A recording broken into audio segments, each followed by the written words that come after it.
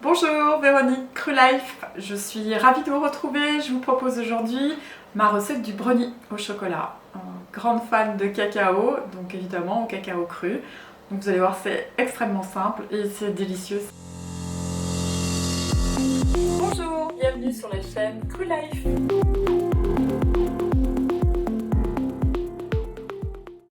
Pour les ingrédients, vous avez besoin de 200 g de dattes ou de pâte de dattes, donc en fonction de ce que vous avez. Moi là j'ai utilisé de la pâte de dattes. Vous avez besoin de 80 g de noix du Brésil, 100 g d'amandes. Donc bien sûr, les amandes et les noix du Brésil ont été trempées une nuit entière et passées au déshydrateur. Puis vous avez besoin de 3 cuillères à soupe de cacao cru. Donc moi j'ai été généreuse, hein. C'est des grosses cuillères à soupe, j'aime pas du tout le cacao. Et du sirop d'agave. Voilà, après vous avez la possibilité d'aromatiser. Moi je vais mettre de la mandarine. Le cacao est un excitant, l'huile essentielle de mandarine a des propriétés apaisantes. Donc je trouve que pour les enfants c'est plutôt bien.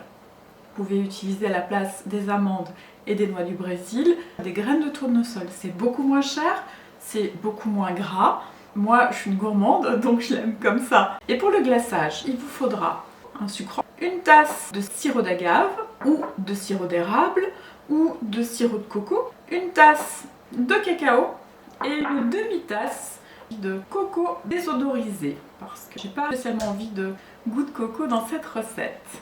Et j'aromatise personnellement avec de l'extrait de vanille, puissant anti-infectieux. Et j'adore en fait, ça fait une ganache qui est douce. Et bien on n'a plus qu'à y aller. Donc on va commencer par les oléagineux. La pâte de date, je l'ai un peu coupée, vous avez vu, hein, parce que c'est un peu dur la pâte de date. Le cacao. C'est vraiment d'une simplicité. C'est un peu la même base que vous utilisez pour les pâtes, hein, pour les pâtes des tartes, des entremets, etc. C'est toutes ces textures à base d'oléagineux qui sont extrêmement savoureuses. Donc 3 cuillères à soupe, donc moi je le fais à ma façon. 1, 2 et 3. J'aime pas utiliser des ustensiles pour rien. Donc là, comme ça c'est fait. Et on y va.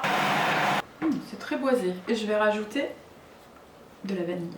Utilisez bien tous vos sens pour les préparations. Il n'y a pas que le goûter. L'odeur est très importante. Commencez par sentir goûter ensuite.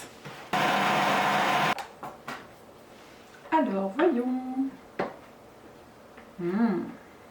Miam. Voilà, c'est parfait. Une fois que vous avez votre pâte bien sableuse, vous n'avez plus qu'à la déposer dans le moule. Donc après, c'est toujours pareil. Une cuillère et on tasse. Il faut bien tasser. Alors là, je vais avoir un succès avec ça.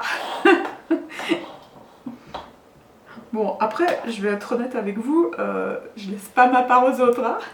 Voilà. Si on tasse bien, ça fait vraiment très compact. C'est assez esthétique. Par contre, c'est très dur à découper. Et puis aussi, c'est plus dur à déguster.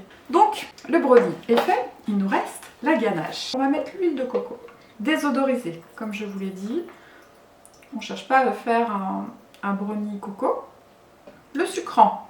Donc, moi j'ai pris du sirop d'agave parce que j'aime la douceur du sirop d'agave. Voilà. Vous pouvez prendre aussi du sirop d'érable. Mais le sirop d'érable, ça a un petit goût et du coup c'est très différent. Je mets ma vanille. 3 gouttes. 1, 2, 3. Je blende. Attention avec la ganache, il ne faut pas échauffer l'huile de coco, hein, sinon après ça tranche. Donc, technique pratique, je blende un peu, je le mélange dans le bol. Hop. Je laisse couler un petit peu. Petites astuces cacao, si vous le mettez en premier, ça va rester collé sur votre bol du blender. Donc mettez d'abord les choses qui se mélangent bien, l'huile et le sucre, et dessus mettez le cacao.